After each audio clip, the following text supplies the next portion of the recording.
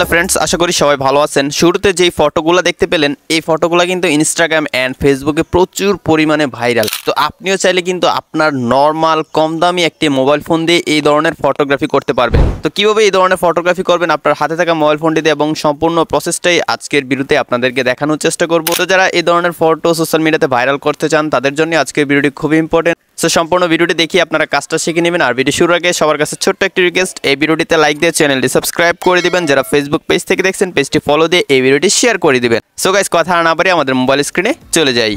Alright friends, চলে আসলাম mobile স্ক্রিনে। প্রথমে আমরা আমাদের মোবাইল ফোন থেকে একটি ফটো তুলে নিব। তো আমি আমার মোবাইলের ক্যামেরাটি ওপেন করে নিলাম এবং আমার সামনে যে প্লেসটা আছে সেই প্লেসটার একটা ফটো ক্লিক করে নিলাম। ওকে, ফটোটা তোলার পর এরকম হয়েছে। এই ফটোটাকে আমরা অস্থির একটা এডিট করে ফেলবো, যেটা দেখে কেউ বুঝতে পারবে না যে সেই ছবিটা এডিট করা। আর ছবিটা এডিট করবো আমরা ফটোল্যাব অ্যাপটি দিয়ে। সো আমি ফটোল্যাব অ্যাপটি ওপেন করে নিলাম।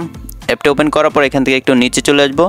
নিচে আসলে আমরা এখানে এআই সিনস নামে একটি অপশান পেয়ে যাব, সেই অপশানে ক্লিক করে দিব। তারপর আমাদের মোবাইল ফোনে থাকা সবগুলো ফটো শো করবে। যে ফটোটা আপনারা এইমাত্র ক্লিক করলেন বা আপনি ক্লিক করেছেন সেই ফটোটা সিলেক্ট করে দিবেন।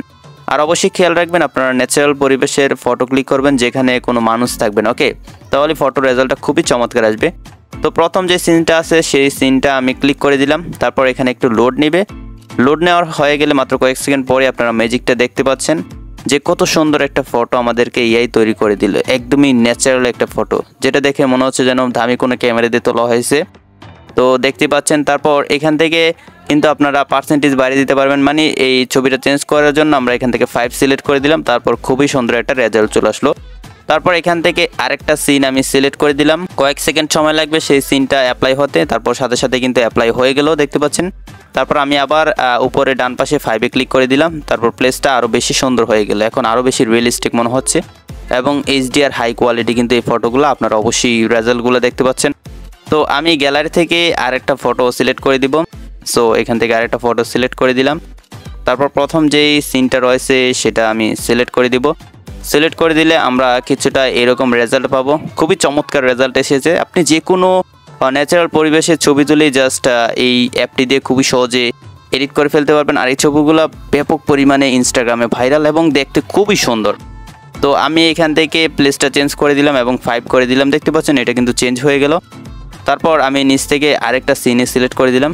তো একদমই গ্রিন একটা প্লেসে তৈরি হলো এবং দেখতে খুবই চমৎকার। তো এখন এই ফটোটা সেভ করার জন্য উপরে কিন্তু সেভ অপশন রয়েছে, আমরা জাস্ট সেই সেভ অপশনে ক্লিক করে দিলে কিন্তু ফটোটি সেভ হয়ে যাবে।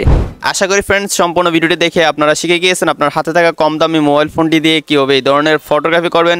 যদি আজকে ভিডিওটি ভালো লাগে তাহলে অবশ্যই এই ভিডিওটিতে লাইক দিয়ে চ্যানেলটি সাবস্ক্রাইব করে দিবেন। তো দেখা হচ্ছে পরবর্তী ভিডিওতে নতুন কিছু নিয়ে। ততক্ষণ সবাই ভালো থাকুন, সুস্থ থাকুন, আল্লাহ হাফেজ।